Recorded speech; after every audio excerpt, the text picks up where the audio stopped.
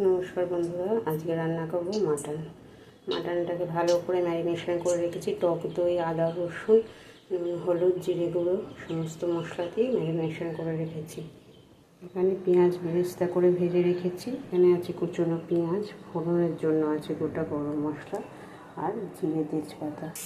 পেঁয়াজ এখানে বেশ লাল লাল করে ভাজা হয়ে গেছে। এবার দিয়ে দেবো ম্যারিনেশন করা মাংসটা।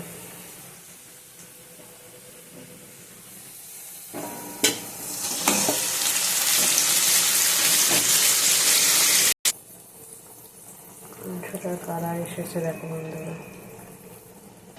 এবার দিয়ে দেবো বেরেস্তা করে রেখা পেঁয়াজটা পেস্ট করলাম। এবার মাংসে দিয়ে দেবো। বেরেস্তাটা দিয়ে ভালো করে মাখিয়ে নেব।